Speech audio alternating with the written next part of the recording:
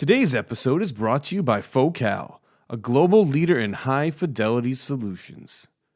Since 1979, FOCAL has designed and developed innovations and technologies in France for speaker drivers, high-fidelity loudspeakers, home audio speakers, headphones, and more. Be part of the FOCAL experience at FOCAL.com. Today's episode is also sponsored by SCHIIT Audio. SCHIIT Audio designs and builds audio components in California. Based in Valencia, their wide line of amps, DACs, and audio accessories fit any budget, starting at $49. For a full rundown of all their products, visit SCHIIT.com or stop by their retail store in Old Newhall, just north of Los Angeles. That's www.SCHIIT.com. Today's episode is also sponsored by INNOUS. INNOUS develops high-fidelity digital music players that are transforming the way we listen to music. Every nuance and detail is revealed, allowing one to experience their music like never before. Enjoy your own library of CDs and high-resolution files, and access to all the content in the world through streaming services and internet radio. All at your fingertips through an exceedingly simple user interface on a mobile device. Visit INNOUSdotCOM to learn more. That's www.INNOUS.com.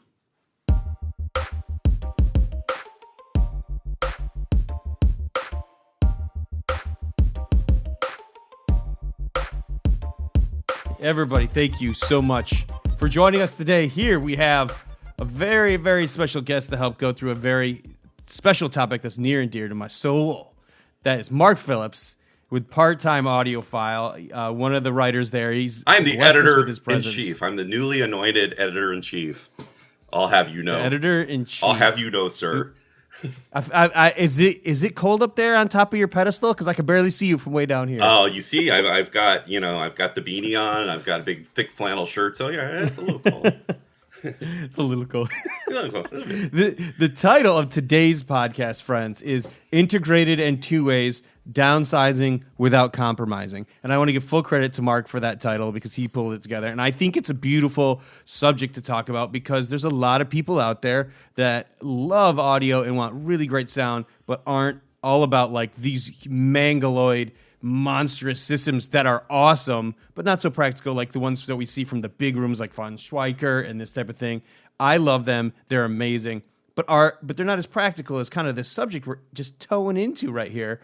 And I think it's such a fun subject because it also applies to like people in smaller places, but also we'll get into it. Before, I don't want to reveal too much, but first, Marc, please tell us what brings you to the hobby, the idea of integrated in two ways. Well, that's really kind of where I cut my teeth in audio and high-end audio. I was a guy living in LA, and I usually lived in like a one-bedroom apartment. And so the trick was, and I was an audiophile. I was a fledgling audiophile.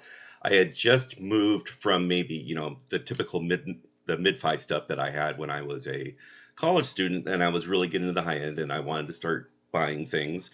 And the problem was I already had an experience where I lived in an apartment, and if I turned on my stereo at all, anytime, day or night, no matter what, the person from upstairs coming down to tell me to turn it down. And I would sit there and say, listen, open up the door and say, listen, it's not that loud, but well, we can hear everything. And so that was a bummer. And when you're in those situations where you have neighbors who are complaining about your music and it's not that loud, then it's really hard to become a true audiophile. And I think that's a big reason why so many people are into headphones these days. That's a good way to do it. That's a good solution, even though the only problem is that there are definitely in this hobby, there are people who love headphones and those who love speakers, and the overlap isn't as big as you'd think. I like both. Yeah. Very true. Yeah. And so, you could go to headphone listening, and there's times I think about that, but if you ever have people over and want them to listen, you want to share the experience together and not on headphones. You have to kind of figure out how to get a system in there that sounds really good, and is it going to get you evicted? So that was always my goal. And I discovered, kind of British hi-fi. So the BBC monitors, and that's what I was listening to. I was listening to one-bedroom apartments. I trained my ears not to crave anything below 50 hertz. And, it's like, as long as, and I actually taught myself a lot about being an audiophile by just not concentrating on how cool and big the bass is and how loud it all went, and trying to recreate a natural live experience in, a 1-bedroom, 564 square foot apartment in Encino. So that's where it all came. And then integrateds come along with that, because first of all, British hi-fi is big on integrateds for a lot of reasons. It's the same thing where the people in England, I was always told, people in England they lived in small houses with small rooms. So the idea was to build stereo systems that sounded good in a small space that provided, reasonable sound quality, but in real living spaces, in people's living rooms and wherever they were listening to, or back bedroom or whatever. And so that wound up, and I have to give credit to my mentor, who was Gene Rubin of Gene Rubin Audio, who really turned me on to all this British hi-fi. And we're talking about Name, and we're talking about Spendor and Riga, and a lot of the other brands that I had, over the years, that were all British. And that's basically where I came from. So that was my origins as an audiophile. And so I got to the habit where I'd start to listen to big speakers and listen to all that bass and the 20 hertz, and I'd be like, it's nice, but it's they got a lot of other problems in the other areas. And so I got to the point where that's two ways. And now two ways, I think, are expanding and improving to the point where we always talk about having two ways that sound bigger than they are. They're small speakers, but they sound like really big speakers. Well, I've been hearing a lot of price no object two-way bookshelf designs that you close your eyes and you're listening to a big speaker. And that's, I think, a threshold that we're just now crossing with some of these designs. What do you think, strategically speaking, is the advantage of a two-way versus a three-way in terms of how they're designed and how it works out better for these more smaller dwellings or smaller budgets even? What's your take on all that? So I think originally there's like two or three different ways to come at it, I think, but one of them was always that the idea of a two-way being a point source, where it's as small as possible, the drivers are as close together, and so you're getting a more coherent sound in a small room.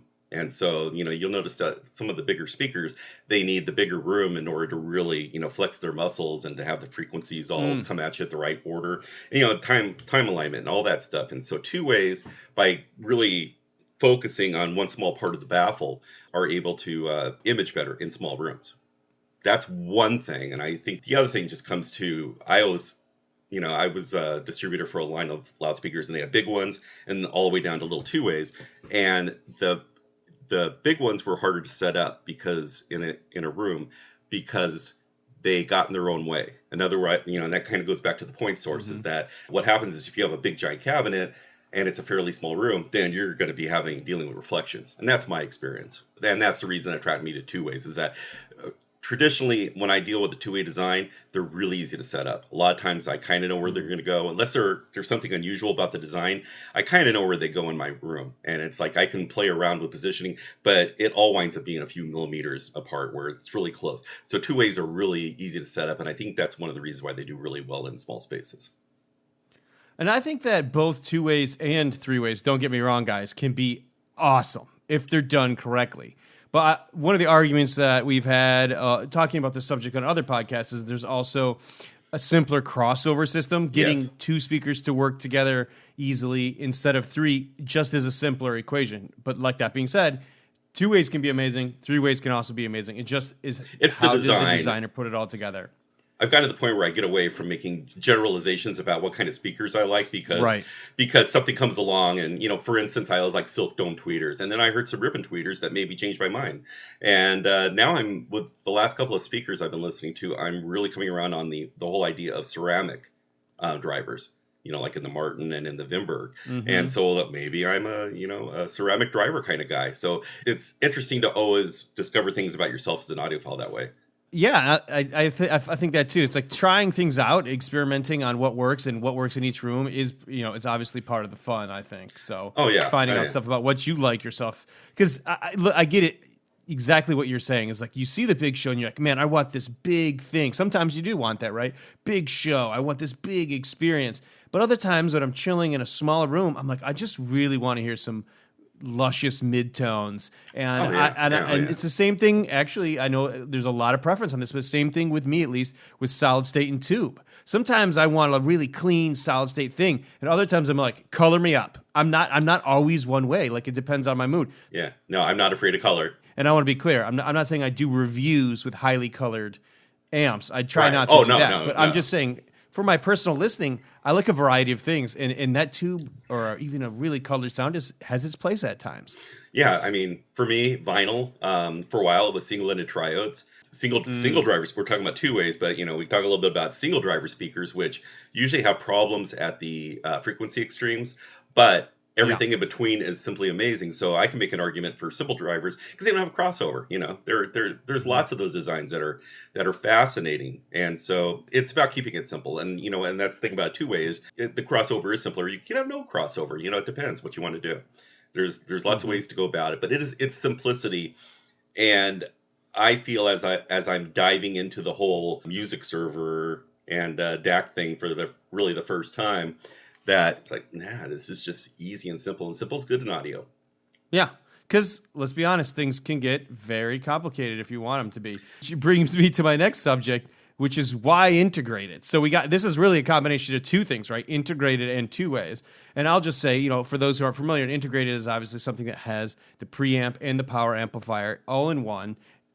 And it's also important to note that like some really big systems will have what we call mono block setup. So one amp on each side separate in these separate power supplies. So separate boxes, more boxes, this kind of thing. Yeah. Mark, first, if you could maybe explain why separate boxes can be beneficial and how that's kind of met halfway with the type of really good design in integrateds? I kind of dealt with this when I worked for Unison Research. I was the importer. And they feature 14 integrateds, and then they have two sets of separates. So they had a reason for preferring the design of integrateds, and what that was that the extra interconnect between a power amp and a preamp they felt was a greater sonic compromise than a shared power supply. And that is the argument for having separates, is separating the power supplies, and then even going a step further in each, the preamp and the power amp, and have separate power supply for each one of them. And so the whole idea is to break out these power supplies, separate them. And, as our systems expand and we start having more and more boxes, then those are our separate power supplies and all that. And that all can't be thrown in as once, like we used to do back when we were all using receivers in the 70s, where everything in the world was in this one box. And so the thinking is by breaking all this stuff out is that you're isolating all sorts of power supplies, all sorts of energy, whatever. If you have motors in there, what you're doing is you're just reducing the amount of vibration and RF energy and whatever else is running around in this one chassis. So you're splitting it up, and in theory, that makes sense. Well, Unison always said to that argument that it's how you design the inside of it. Are you designing it to deal with those problems? So are you, sealing the compartments inside the integrated, separating them, putting them, at opposite ends of the box so that they're not affecting it. So you're doing conscious things in design to overcome those things that integrateds, those shortcomings. And and that made a good argument. I mean, there's a lot of people aren't going to agree with that. I don't know if I agree with it, but the simple fact is I feel that integrateds over the last 10, 15, 20 years have really evolved into state of the art. I mean, you can get great sound. I mean, I think about the Vinnie Rossi integrateds, that the L2 integrateds are, I don't know any separates anywhere close to that kind of money that I would rather own than to have that thing. And a lot of that is just his chassis is beautiful. Everything is designed to work together and separately as well. And I think that's a secret. The Jeff Rowland design group, the Continuum that I just did is a small box, a small integrated, has 400 watts per channel, had tons of features, really heavy and dense. And, when you look in a Rowland, it isn't just a whole bunch of stuff thrown in there. It's very, very organized and, stacked in a line and optimized. And so that's what you find integrateds now, is you find a little more care into it. And, I haven't done strict ABs to determine whether or not I can tell the difference between what an extra pair of interconnects does versus, power supply, sheer power supply. I haven't done those, but I just know that some of my favorite systems of all time have been powered by integrated amplifiers. Those are all really great points. I also want to point out, on a more like simplistic vantage point, that they're smaller. Separates are always like more space. So I think that you're right.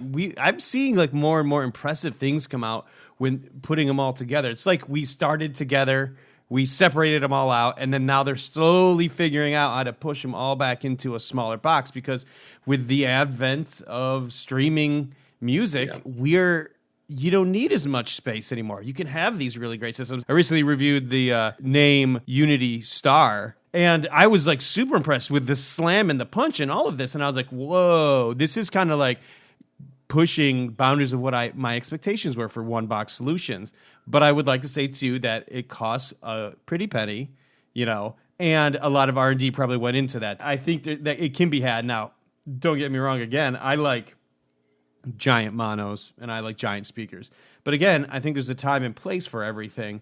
And integrated in two ways is such a sweet, fun, smaller like niche to this idea that I get like so excited about it, because I'm just like, dude, there's some real fun to be had within this tiny little area we find ourselves. That's a lot of it too. I mean, it goes back to the apartment dwellers and this and that. It brings us back to the lifestyle subject, which is the lifestyle subject in high-end audio. Is there was once a time when they were very separate.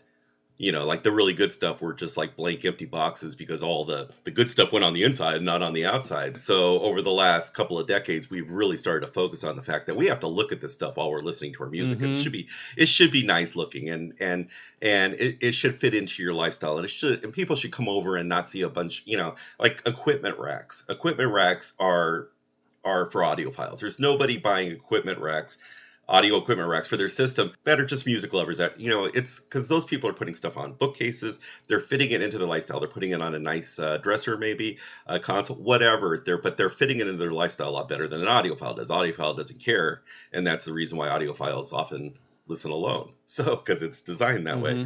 As part of your life and part of your family's life, and having people over and being a social animal again when we can, it's simple. Just something like a box that's really sleek and beautiful, and then you push a button and music comes over, and you're sitting over in the corner with your phone and you're doing things off your phone, and that's just such a lovely, relaxed way to listen to music. But now it seems with all this technology that we're making it sound really good. And when you're talking to an old vinyl guy, an analog guy who is always a late adopter to every technology. Right now, what's going on in streaming and some of these, so-called computer audio that I used to hate because it was so troublesome for me and I couldn't figure it out. Now everything just works. We've gotten to the point where we've made it easy. It works right. And it's amazing. It's amazing. A vinyl guy like me is totally into streaming now because it's so cool. And I agree, because even like the custom apps that these manufacturers made initially, not a lot of them work so awesome in the beginning. And we've seen over time, even the smaller guys are able to make these more functional apps that help with the streaming thing of their own design, right? That is just a big changing point, because initially it was like so buggy. There was the Logitech little streamer they had way back in the day. It had And they were like, I'm like, this is groundbreaking stuff. The way it pulls from all different sources is like, if you have it locally, it used to be right in the beginning, you would pull it locally because it was a better quality. Now with Qobuz and these type of things, you can get pretty darn good quality from the cloud. Now it still determines what happened on the production end, of course, and also the decoding. It's not all a guarantee, but it helps. It doesn't hurt. We're finally to this point where you can have it all and not have it to be too big, right? It doesn't even take up any space. I was actually talking about this on a previous podcast, and I'm wondering if analog will be the medium that lasts forever. Like things will keep changing and changing and changing, but will we have records in 100 years? Do you think, Mark? Yeah. Well, 100 years, who knows? Who knows what we're doing? I think there's probably, I'm not a big science fiction geek or anything, but I'm sure there's going to be a point where we're going to have brain implants. We're going to use our hands, and we're going to be like, this is going to be our menu right here, and then we're going to be able to play anything in our head. It's going to sound perfect. I mean, eventually... I don't know if you're aware, but Elon Musk is already working on this technology. I've heard some stuff, yeah. And I really think that's other than having live performers in your living room every night, which, is still the ultimate ideal, I think, for our hobby. But it's like easier the better, but I just want it to sound good. And I want to be able to sit in my room and make it run the first time. I was one of the last guys who were playing CDs at shows, and I was always reluctant to do any kind of a streaming because, first of all, there's a ton of issues at trade shows with everybody trying to use wireless at the same time.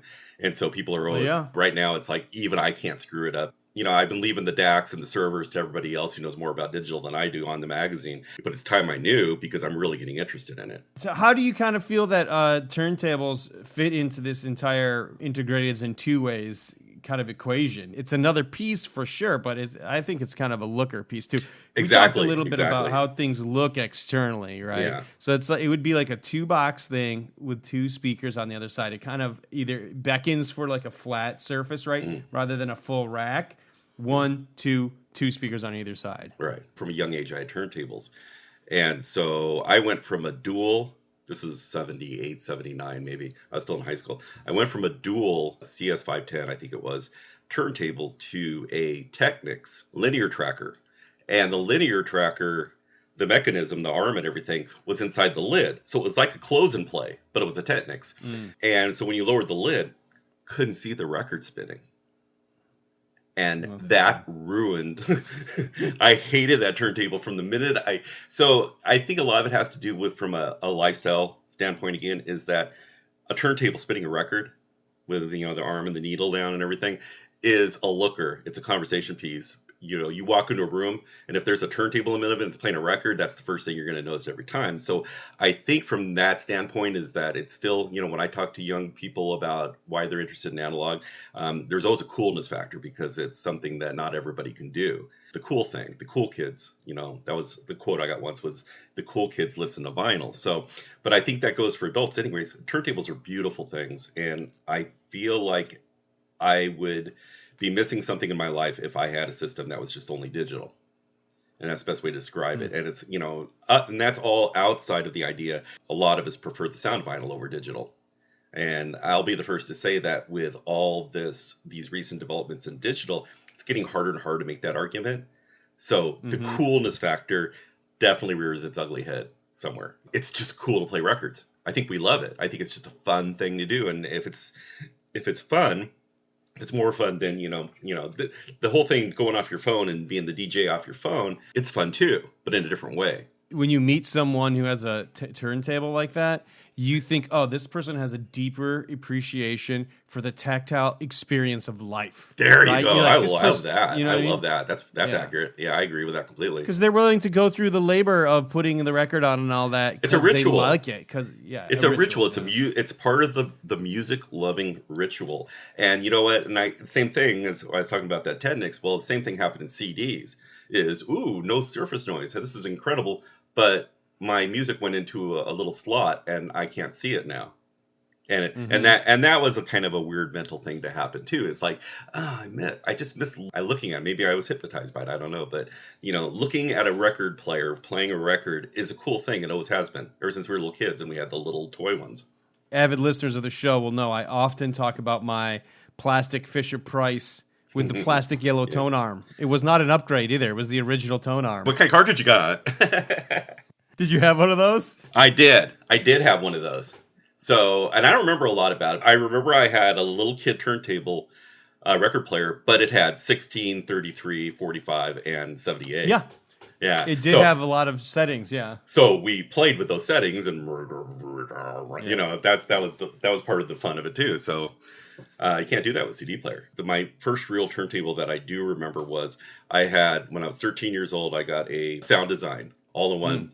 It was a receiver, 2 speakers for $50. And just a word of caution for those looking to really optimize on this particular subject. I would, and no slaying against Crosley, but the Crosleys where the speakers are in the turntable, that's no bueno. No bueno. That's not bueno. Because I've written over the last couple of years, I've written some articles about the problem with some of these turntables, and I don't mention them by name, but very, very much so. That's a bummer for most people. First of all, they think they're going to get into it for $100 or $200. They're going to get a vinyl. They're going to have a turntable and everything they need to play music, and like all the cool kids, and it's going to cost them $100, and that doesn't happen anymore. I mean, it might have happened not too long ago, like 20 years ago, we didn't know the value of the used stereo market, but now it's kind of hot. And now people are paying, somebody paid $26,000 for a Pioneer SX 1980 receiver in new sealed box.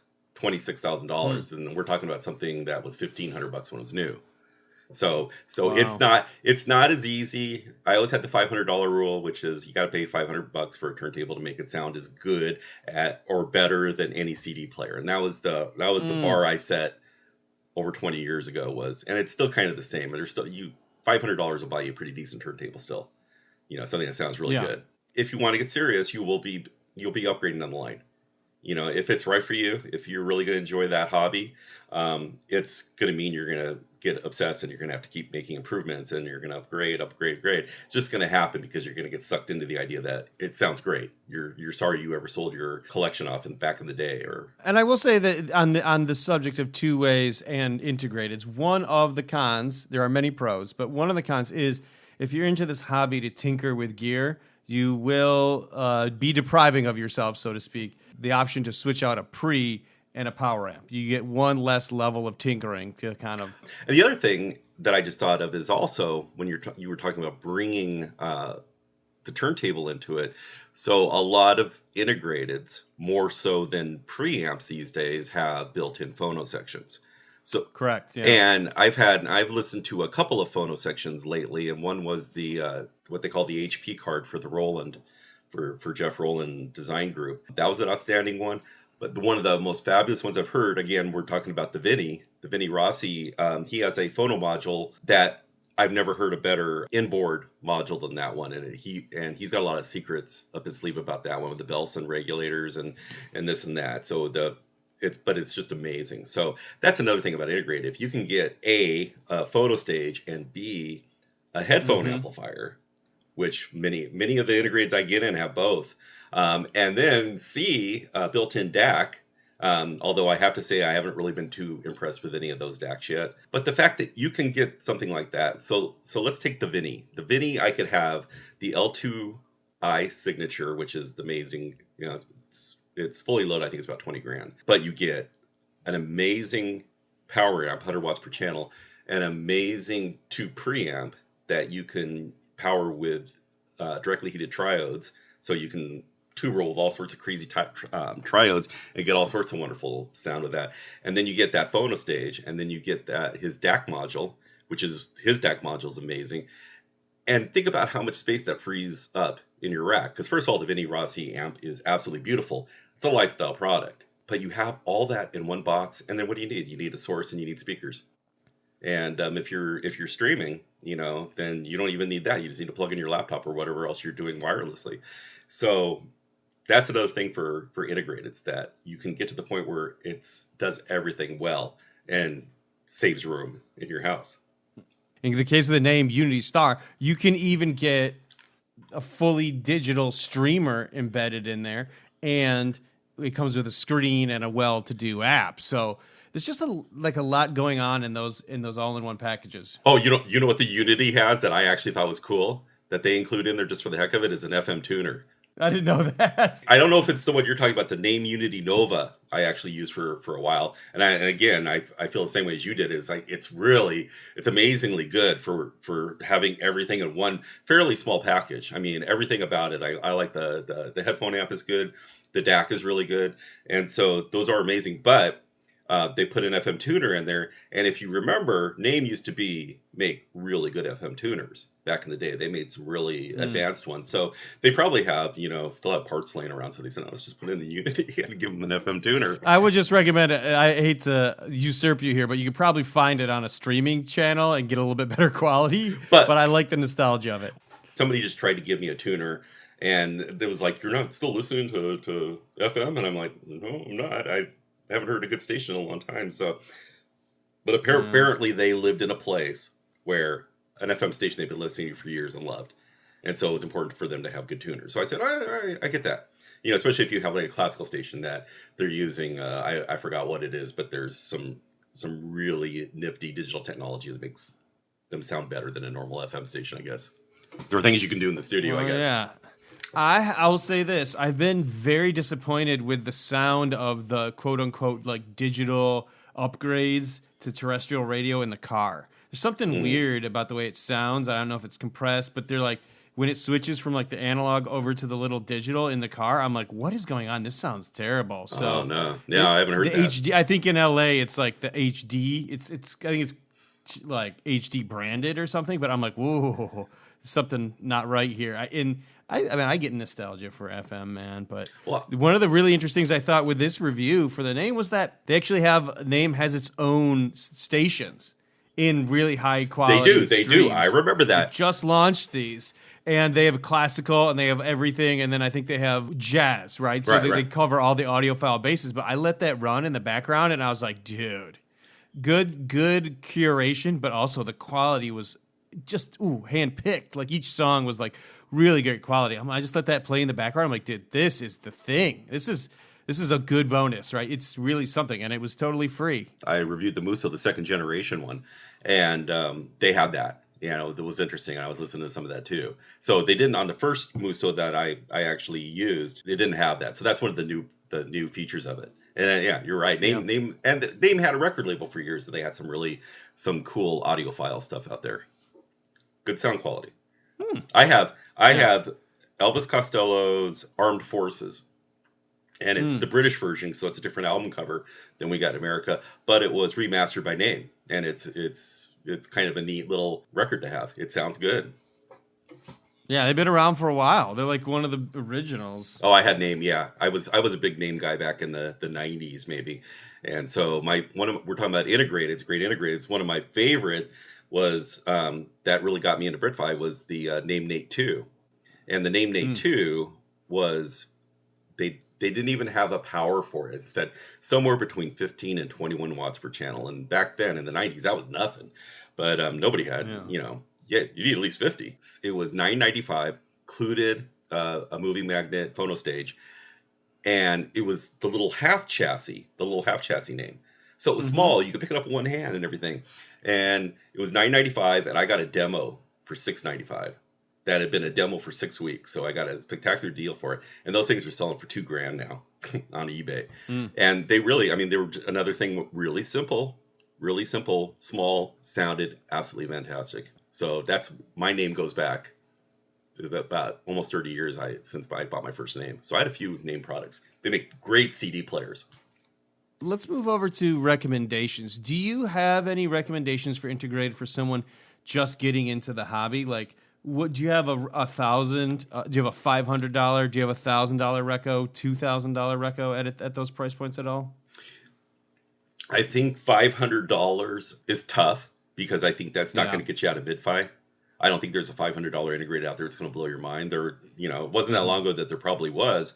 I did the Rotel integrated. So the Rotel A14 integrated. And I did it because I just wanted to find out where Rotel was after all these years, because I used a few Rotel products back in the day, and they always were like great price, mid-fi prices, but actually almost high-end sound. And so this Rotel had everything, including a DAC. It was $1,500. And it did everything really well. Maybe the only shortcoming in it was the sound quality. But if you're going to put these many features into a $1,500 single box, there's compromises. So we're talking about, integrated's not making compromises. Well, not at that price point and that number of features. But still, it was a really worthwhile product. What's your favorite right around $1,000? One of the first ones I got into was the Rega Brio R. You remember that? Have you heard that one? Came with a phono stage. Okay, I had a Rega Brio 3 15 years ago. It was actually a period when I kind of downsized my stereo for a bit. It was $795 back then, and built-in photo stage. And I'll go with that. That's one of my favorites. That was an excellent piece. Okay, I'll tell you one that's great for $1,200. Absolutely great. This is probably as low as I get in recommending integrateds. But the Heed Audio Elixir is a 45 watt per channel. It's small like the Nate 2, so it's like a half size thing. This thing is amazing. It sells itself. If you just go out and listen to one, you'll probably drive home with it. So it's a 45 watt per channel integrated with a built-in phono stage and a headphone amp.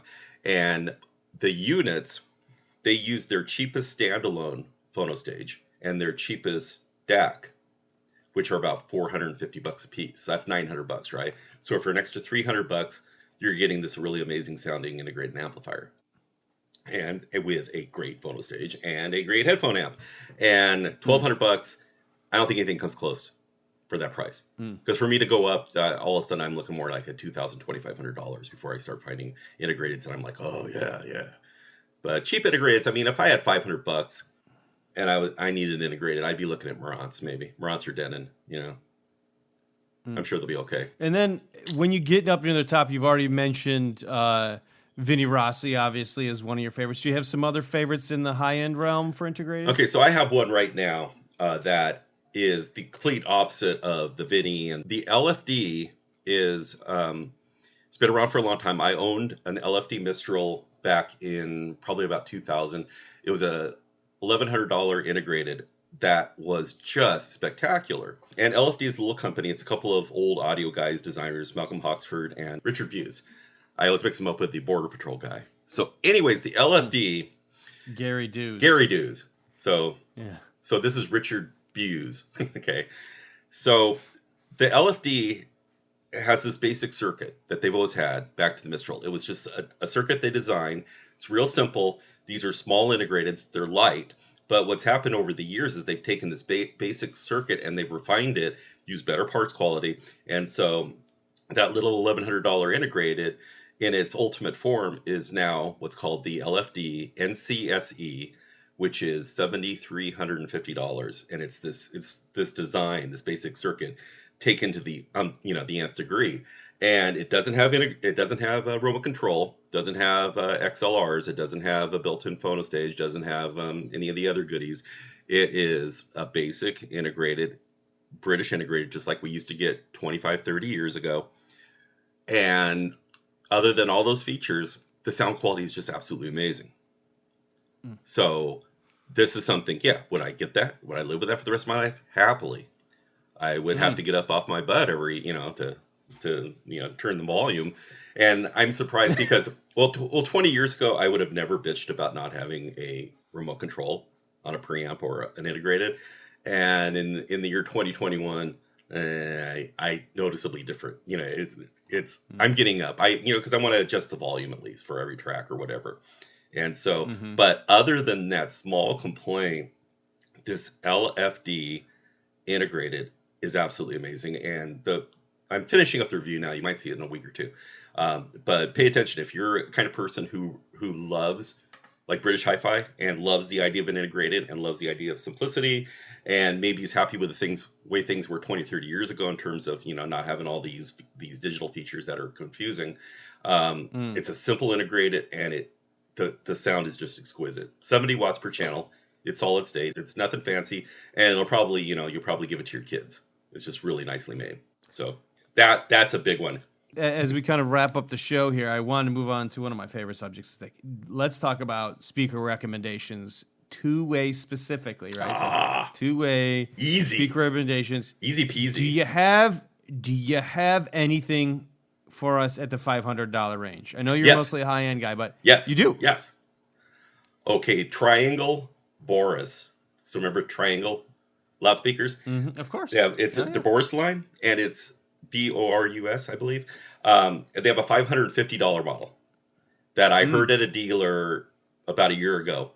And I was in the store and they said, Mark, you got to hear this. You got to hear this. And they were trying to sell me. I knew the guy. He goes, we're sitting around trying to figure out why this is so good for $550 and what everybody else is doing around. And I'm like, yeah, all right. I've heard that before. And then I went and listened to it and I said, God, you guys, it sounds like a good $2,500 speaker. I mean, even the bass is really good. So that is a secret recommendation. All right. Now it's going to be like an LS50, I think, at its lower. Like everybody's going to hear about this, and they're going to, because it hasn't been out that long. I heard one of the first pairs. They're going to be big if they aren't already. Do you have a $1,000? Now there are some models that start to come out in that range, widens a little bit. And what's your $1,000 reco? Okay, so traditionally at $1,000, I always kind of like the quad, the S2, and the S2 is just a dynamic. It's not, it's obviously not an electrostatic, but it was originally $1,200, and most places sell it for $999, and it's just a straight two-way. But I've recommended it for a long time. It's really well balanced. I mean, it's one of those speakers that No, it does. It's an all rounder. Doesn't do anything bad. Does everything pretty good. But at its price, at $1,000, I can't think of anything that would do better.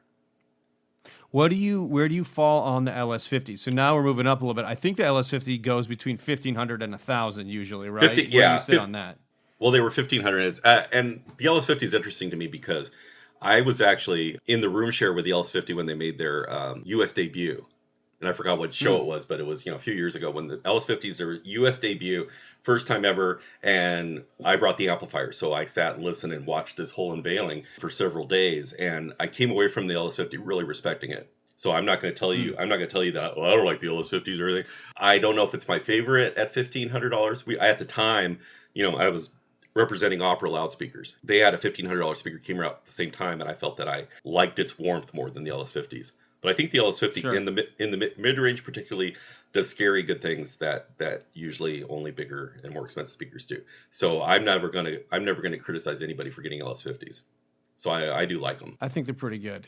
Where do we sit as we move up? What's the next plateau to you in terms of a dollar amount? $2,000, $5,000? Where do you jump up from the LS50?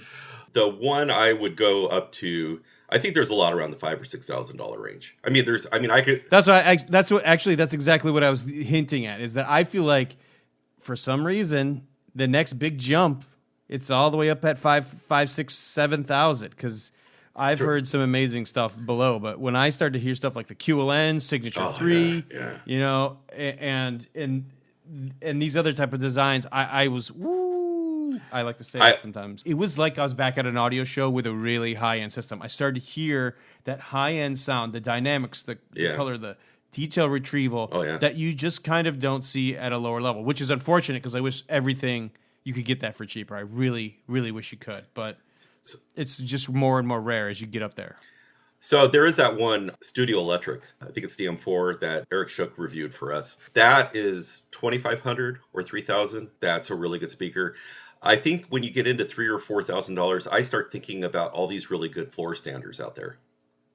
Mm-hmm. That $3,000 or $4,000 generally buys the type of tower speaker that most people would consider to be pretty state of the art. Yeah, big and power, everything you need. I spent $4,000 on these things. Look at them.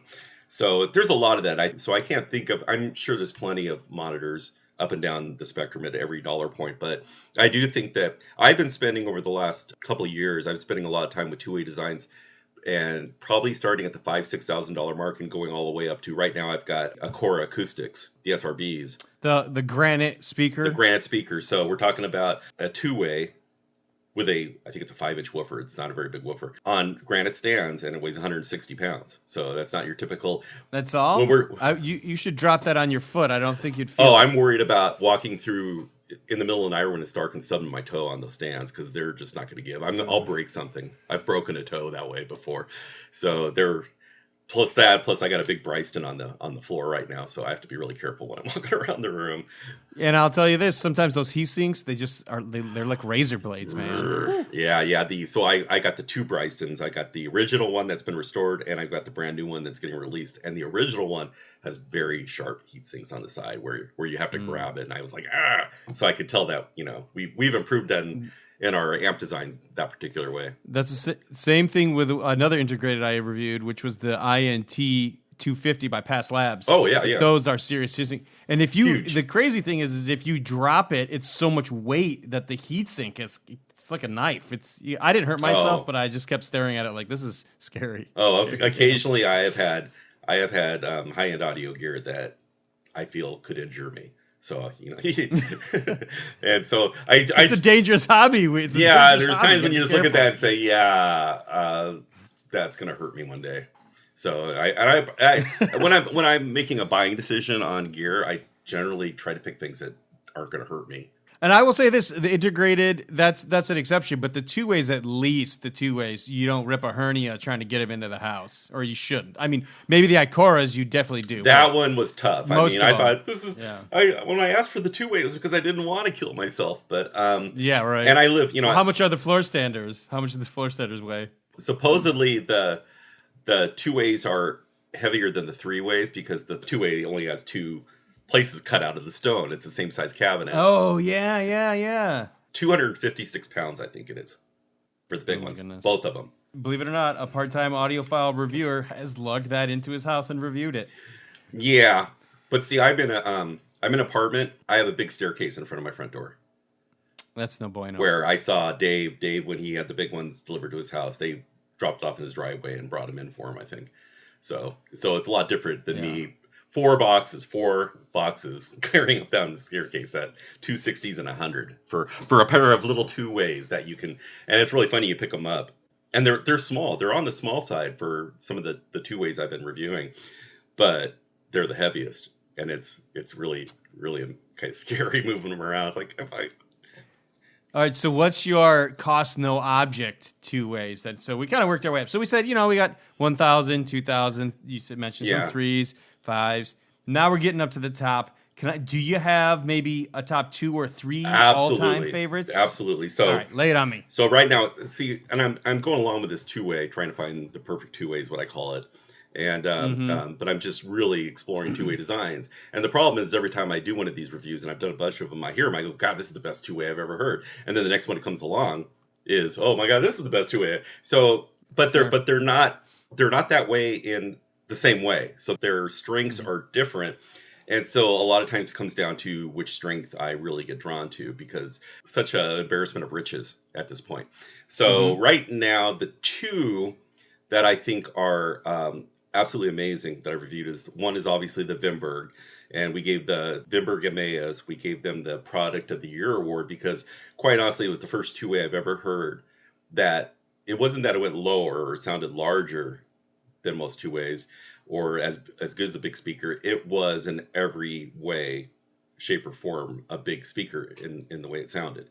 I didn't want more bass. First time, you listen to 2-way and you're like, I could use a little more bass. And it's like, I couldn't do it. This is perfect bass. It was as close as I get to saying there were no shortcomings in a 2-way design, that it was everything I always wanted. But the thing is, I don't want to say it's the best one I ever heard because I know something else going to come around. I don't want to use the word best. I don't think anybody of us really want to use the word best unless we have to. But the Wimbergs might have been the greatest I've ever heard. And the Acora acoustics are, I don't want to say they're second place because I'm not through the review period, but the Acoras are showing just as much potential of greatness. The Wimbergs will go down a little deeper, I'll admit that. But the Acoras are still doing some amazing things in my system. And the other one was the Steinems. So the Steinems from Switzerland, I really enjoyed those. I want to say Illumine, and I'm not sure if it's, because it's German, it's Allumin. But it's, the 2s, so the little 2-ways. And they were a great overall package in terms of I love the looks. Absolutely love the looks. Like if I was going to pick one on looks, I might go with the Steinems because they were just beautiful and streamlined and modern and everything I liked. But the sound was just absolutely great. The only thing I wanted from them was just tiny bit more bass. And then I was told that there's an SE version of that speaker that they're going to try. I guess they're going to try to line that up for me. And it's basically just better parts, same speaker, but better parts. It's an upgrade. And apparently that might be, I don't want to say anything until I hear that speaker because that could be the winner. and then the other one that kind of gets thrown into it a lot is the Jeff Joseph Pulsar, the graphene, the new one that I reviewed those. Is that it's not a 3-way? No, that's you're thinking of the Perspective. So the Pulsar is the 2-way, stand-mounted 2-way. Oh wow, it's a 2-way. I thought it was a 3. That is a great speaker. I love that record. So the Perspective, which is the floor standing one, is it a 2.5-way? I don't know. I have to look it up, but it's a floor stander, and that's an amazing speaker too. But the Pulsar is also one of the most impressive in terms of. I mean, I love its warmth. It's it's my kind of warmth. It's the right amount of warmth, and I love it. But that bass is really impressive. Always has been. And those are 9,000, so those aren't crazy price like the other ones. So there's a few more I can think of. My favorites, that I own are Trenner and Friedel, and from Austria. They make absolutely incredible speakers too. But there's a lot of them out there. And then the Wimbergs, I mean, as much as I love the Wimbergs, right? This is a $15,000 speaker that has a tweeter, a diamond tweeter option for an extra $10,000. So you're taking a $15,000 speaker to $25,000 just by swapping out the tweeters. So, maybe the magic 2-way speaker out there could be the Wimberg EMEAs with the diamond tweeter. which I have not heard. All which right. I have not heard, but I hope to, because, you know, and it's like that in the Stenheim. I haven't heard the special editions yet, and I love the regular versions, so I don't know which one's going to push me over the top and make me retire and never review another two-way speaker as long as I live. Hang up your hat. Yeah, it's like, I'm done, Marc. done, drop the mic. So, Marc, thank you so much welcome. for your time. I really appreciate it and all your insight. It's been good. Oh, thank you.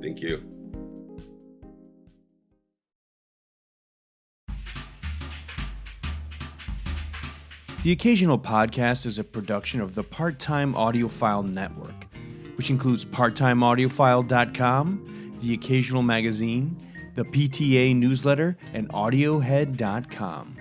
You can stay in touch with us on Twitter, Facebook, Instagram, and YouTube.